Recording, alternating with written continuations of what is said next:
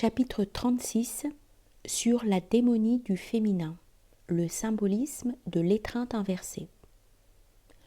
On sait que dans les traditions de nombreux peuples, le principe féminin n'a pas été associé seulement à l'idée d'une séduction, mais encore à l'élément démonique. Selon la Kabbale, le démonique procède précisément du féminin et selon le taoïsme chinois, du principe yin. De même que dans la tradition égyptienne, la personnification des forces antisolaires est essentiellement féminine, Isis elle-même présentant parfois ce caractère. Ainsi, dans la légende, où lui sont attribués les traits d'une enchanteresse qui s'empare par la ruse du nom de puissance, de Ra, afin de dominer celui-ci. Il serait facile de recueillir, auprès d'autres traditions, des données complémentaires sur cet aspect du féminin, qu'il faut cependant entendre sur un plan non moral mais ontologique, en référence à la tendance naturelle du principe shaktique, du principe de la matière ou des eaux, dès lors qu'on envisage la manifestation sous l'angle dynamique et dramatique, plutôt que comme un processus d'émanation éternelle de type quasiment spinozien. Cela nous mène à un enseignement ésotérique qui est déjà proche de la métaphysique de la sexualité humaine. La tendance démonique féminine s'exprime dans la captation et l'absorption du principe de la virilité transcendante ou magique. Principe devant être rapporté en règle générale à ce qui reflète dans le masculin l'élément surnaturel antérieur à la dyade, à ce qui dans la nature est supérieur à la nature et aurait virtuellement le pouvoir de faire remonter le courant et de trancher le lien cosmique. Dans la terminologie technique du bouddhisme, le mot virya a très exactement cette signification. Virya, qui a d'ailleurs la même racine que le latin vir, désigne la virilité au sens éminent et transcendant, celle qui est activée dans la haute ascèse, celle qui peut mener au-delà de la région du devenir, du samsara, en arrêtant l'écoulement. Selon la polyvalence qui lui est propre, le même terme virya peut cependant désigner aussi, dans la terminologie technique tantrique et dans le hatha yoga, la semence masculine, chose qui, dans un contexte plus général, n'est pas sans relation avec la théorie suivante. À l'homme en tant que tel, donc du simple fait de sa virilité, Purushumatra Sambadinibi, il est potentiellement donné de parvenir à l'accomplissement surnaturel de soi. Or, il est dans la nature du féminin de tendre à asservir et à absorber ce principe, soit sous le signe de Déméter, soit sous celui d'Aphrodite. Moins cependant dans l'ordre matériel et humain avec la procréation et le lien de la chair et du désir que sur un plan occulte. C'est en cela que se manifeste la démonie essentielle du féminin, sa fonction antagoniste, vouée au maintien de cet ordre que le gnosticisme, dans une perspective dualiste, appelle le monde du démiurge. Comme monde de la nature au sens le plus large du terme, par opposition au monde de l'esprit.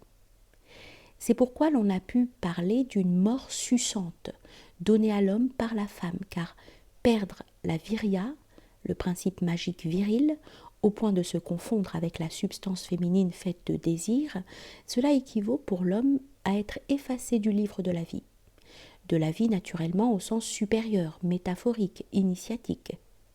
Ce qui apparaît ici, c'est donc l'idée du caractère naturellement inexorable du principe féminin et d'une guerre des sexes sur un plan antérieur et supérieur à tout ce qui peut présenter des traits analogues dans le domaine des relations purement humaines et individuelles, profanes et sociales. Cet ordre d'idées a été mis en relief par Mérinck, qui en a vu la concrétisation la plus radicale dans les mystères antiques qu'on célébrait dans la région du Pont, en l'honneur de l'une des variantes de la figure de la grande déesse, Isaïs. Mais il n'est pas imprudent d'attribuer une signification analogue au mystère de Rhea Cybele. L'orgie sacrée, célébrée par cette déesse, débouchait sur une ivresse extatique dévirilisante.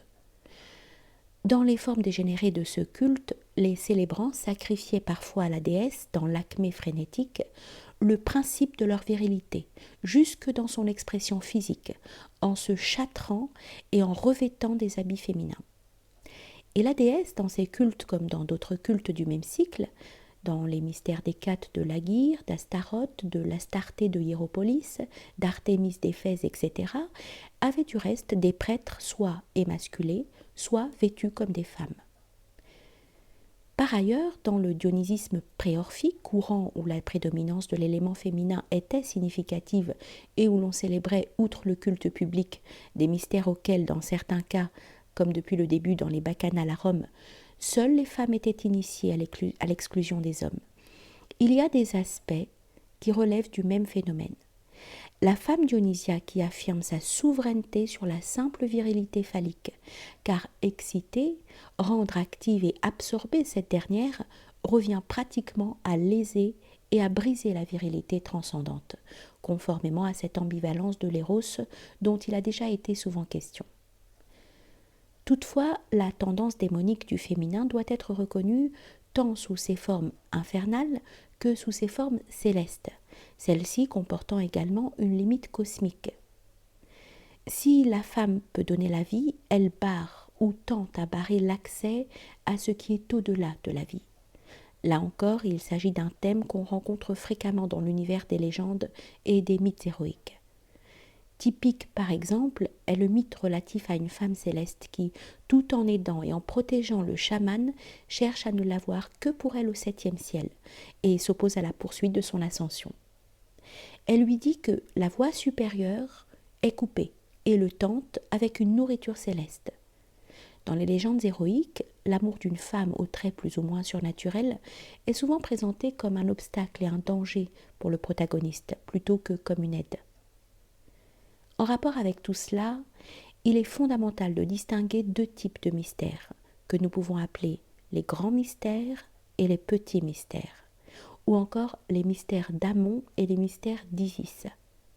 En dehors cependant d'une référence historique rigoureuse à la physionomie effective des institutions sacrées antiques qui peuvent être ainsi désignées, et plutôt en fonction d'une définition morphologique générale. Les petits mystères ou mystères d'Isis peuvent donc être définis comme les mystères de la femme, ceux dont le but est la réintégration cosmique de l'individu, sa réunion avec la substance féminine, force-vie et substrat de la manifestation. Ces mystères peuvent avoir un caractère démonique aussi bien que lumineux, selon la fonction qu'ils remplissent. Démonique sous les formes et dans les situations dont on vient de parler, correspondant à une absolutisation par rapport à tout ce qui est supracosmique. Cette tendance n'est pas toujours directement perceptible, mais même lorsque le principe de la femme et de la mère se transfigure pour devenir une mère divine ou mère du Dieu, un thème présent dès l'Antiquité égéenne et dans le culte isiaque lui-même, dont l'iconographie connaissait la déesse à l'enfant, qui est sous un certain aspect la Janua Coeli chrétienne. Même dans ce cas, la limite n'est pas franchie. Les grands mystères ou mystères d'Amon peuvent être définis comme ceux en rapport avec la réascension, le reflux du courant vers le haut, le dépassement du niveau cosmique. Ils se tiennent donc sous le signe de la virilité transcendante, ouvrant la série des situations où c'est celle-ci qui l'emporte de plus en plus nettement. Le mythème de l'inceste, entendu dans une acception particulière, peut se ranger dans ce contexte. La femme, qui a exercé la fonction de mère, qui a fourni à l'être divisé l'eau de vie et de résurrection, la seconde naissance propre au petit mystère, est possédée par celui qu'elle a d'une certaine manière engendré, son fils. Ce symbolisme se présente à nous sous une forme rigoureuse dans l'hermétisme alchimique, même lorsqu'il est associé aux opérations de l'art royal, dont les phases cependant sont censées reproduire l'œuvre de la création. On y parle d'une première phase appelée régime de la femme, des eaux ou de la lune, dite aussi albédo, où la femme l'emporte sur l'homme et le réduit à sa nature à elle. Petit mystère. Après être dissous dans le principe opposé, l'homme connaît le régime du feu ou du soleil, dit aussi rubédo, où il reprend le dessus, se couche sur la femme et la réduit maintenant à sa propre nature. Pour désigner cette seconde phase, les textes utilisent parfois précisément le symbolisme de l'inceste du fils avec la mère. Considérés non successivement et l'une ordonnée à l'autre, mais en opposition, les deux phases correspondent, pour ce qui est de leur contenu essentiel, aux deux formes antithétiques, soit d'extase, soit de tradition mystériosophique, soit de naissance dont nous avons parlé. Si l'on se penche sur la riche et multiforme matière des images et des symboles traditionnels, on voit qu'une trace très expressive de cette opposition est fournie par les deux sens que possède un même thème étrange, celui de l'étreinte inversée, dans deux contextes différents. L'un appartient à l'Égypte. L'ancienne déesse égyptienne Nut est une des représentations du féminin, qui, à l'instar d'Isis, semble avoir eu à l'origine un caractère tellurique, donc une relation essentielle avec la terre, avant de revêtir un caractère céleste et de s'absolutiser. Identifiée par Plutarque à Rhéa, Nut se présente en effet comme la grande maîtresse qui donne naissance aux dieux, la dame du ciel, la souveraine des deux terres, qui tient le sceptre papyracé et la clé de vie. Or, dans l'une de ses représentations les plus fréquentes, Nut est celle qui est arquée. Presque toujours nue, elle arque son corps gracieux jusqu'à toucher la terre du bout de ses doigts. Ses jambes et ses bras semblent la soutenir, semblant les soutiens ou les piliers de son corps horizontalement disposés. Dans cette posture, Nut est le ciel. Sous son corps est étendu Seb, conçu comme un dieu de la terre. Avec sa virilité dressée, et l'ensemble ne laisse aucun doute sur le fait que Nut s'apprête à se pencher et à s'étendre sur le dieu couché pour s'unir à lui et l'incorporer à sa chair dans l'union sacrée, dans la mixis sacrée du ciel et de la terre. Pestalozza a fait remarquer à juste titre que la position inhabituelle inversée de la déesse dans l'étreinte possède une signification précise. C'est une position qu'on ne rencontre pas seulement dans les figurations égyptiennes indiquées, mais qui revient aussi dans le monde sumérien et qui remonte même, si l'on en juge par le bas-relief de l'Ocel, jusqu'au Paléolithique supérieur. Le principe de la souveraineté féminine y est exprimé de façon curieuse et drastique. La position supérieure de la déesse signifie rituellement que le principe féminin prédomine dans les formes d'une culture d'orientation gynécocratique, sa souveraineté étant affirmée et revendiquée dans l'exercice même de l'acte qui perpétue la vie. Mais le symbolisme de l'étreinte inversée entre figures divines est également présent dans des cultures d'orientation endocratique, revêtant alors une signification complètement opposée. En passant, signalons que ce type d'étreinte est stigmatisé dans un contexte symbolique précis chez les peuples islamiques, conformément à l'adage, ouvrez les guillemets, « Maudit soit celui qui fait de la femme le ciel et de l'homme la terre », fermez les guillemets. Dans le monde indien et indo-tibétain, les représentations plastiques de ce Viparita Maithuna, dont nous avons déjà parlé, sont très fréquentes.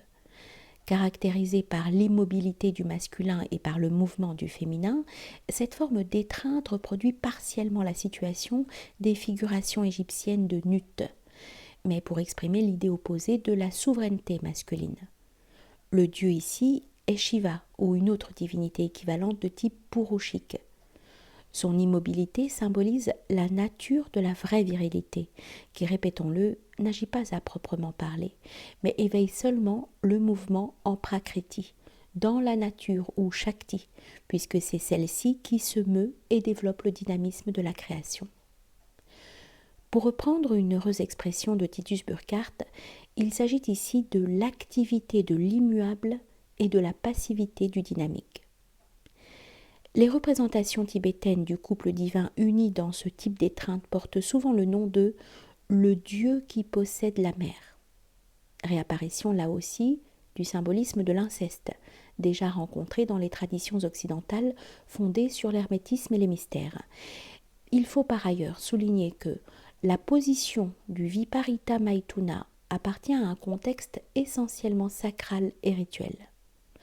En effet, des textes comme le Kama Sutra, il résulte qu'elle n'a pas été particulièrement employée en Inde dans le domaine de l'amour profane, puisque tout rapport entre les sexes correspondant au symbolisme de cette position sort habituellement de ce domaine.